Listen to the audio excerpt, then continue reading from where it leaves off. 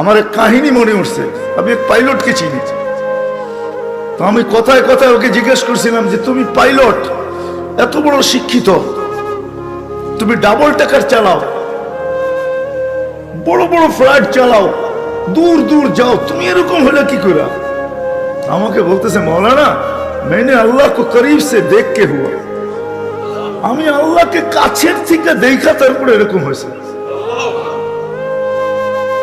আমি বললাম যে তুমি আল্লাহকে কাছের থেকে দেখলা মানে? আমি ফ্লাই করে যেতেছিলাম হেথ্রো এয়ারপোর্টে লন্ডনে। যখন আমি ইংল্যান্ডের সীমানায় ঢুকে গেছি, হেথ্রোতে আমি ল্যান্ডিং করব, সীমানায় যখন ঢুকে গেছি, তো আমি বটনে পুশ করে চেকিং করে, এর আগে চেক করে যে সবকিছু ওকে আছে কিনা। তো আমি বটন চেক করতে যাই, দেখি আমার চাক্কা নামবে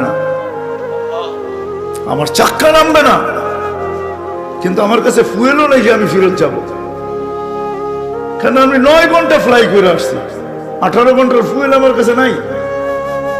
আমাকে হয়তো ক্রাশ করাইতে হবে, নাইলে নামতে হবে যে কোনো ভাবে।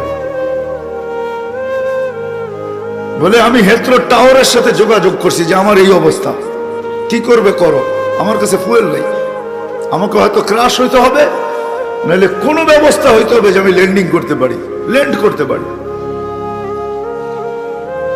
হেথ্রো এয়ারপোর্টের ভিতরে কিয়ামত হয়ে গেছে, কিয়ামত, যে এই জাহাজকে ল্যান্ড করাবে, তো করাবে কি করে?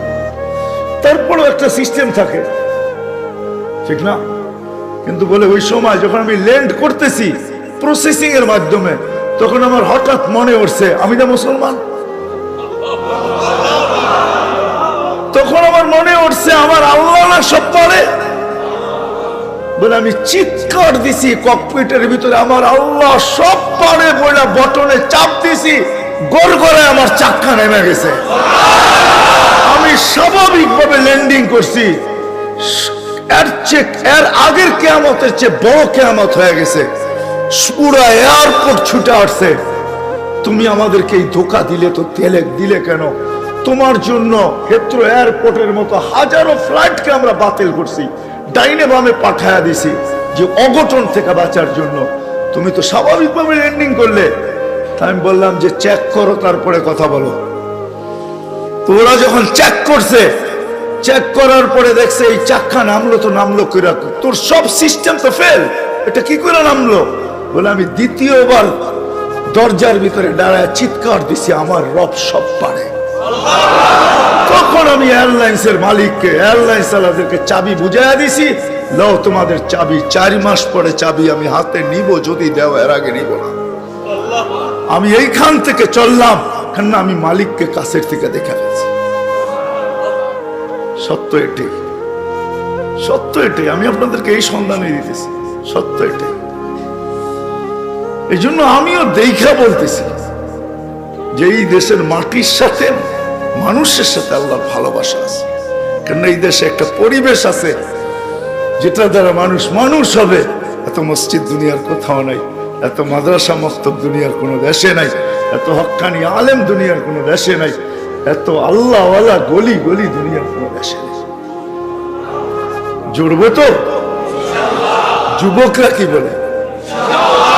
আমি কি বুঝাইতে পারলাম? হ্যাঁ, মানুষ বানায় নিয়ে যাও ইনশাআল্লাহ। মনের স্বাদ আল্লাহ জান্নাতে মিটাবে। আমাদের মালিক শুধু মনের স্বাদ মিটাবে না, বরং আমরা যতটুকু স্বাদ রাখবো এর চেয়ে 10 গুণ বেশি স্বাদ আল্লাহ আমাদের মিটায় দেবে। আমাদের মালিক বড় মালিক, আমাদের আল্লাহ বড় আল্লাহ। হ্যাঁ, আমাদের মালিক বহুত বড়, যেটার বর্ণনা দিয়ে শেষ করা যাবে না। কত বড় আমাদের মালিক, সব রাখা আছে। যুবক, একটু সহ্য করো।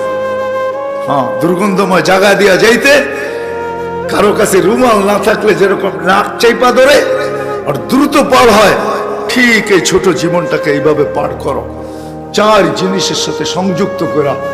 ইনশাআল্লাহ তুমি ওই যুবক হইয়া ফিরবে, ওই যুবক। আমি আজকে এক জায়গায় বলতেছিলাম যে ওই আমার মনে হয়, আমি বলি যদি ওলামা আমার উপরে আঙ্গুল না উঠায়, তুমি ওই যুবক হইয়া ফিরবে আল্লাহ আল্লাহর রহমতের আঁচলের নিচে তোমাকে রাখবে। যেরকম মা সন্তানকে আঁচলের নিচে রাখে, আল্লাহ তার রহমতের আঁচলের নিচে তোমাকে রাখবে।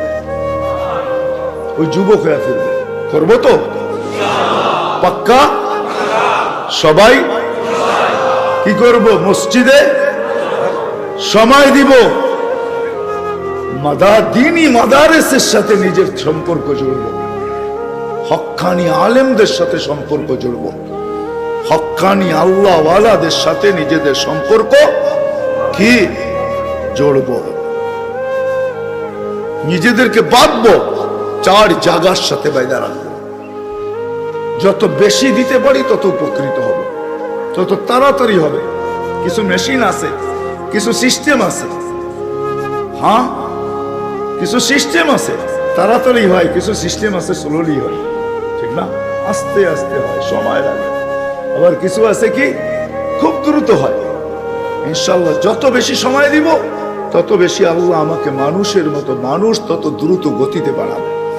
আল্লাহ আমাদের সবাইকে আমল করার তৌফিক দান করুন। ওমা আলাইনা ইল্লাল বালাগ।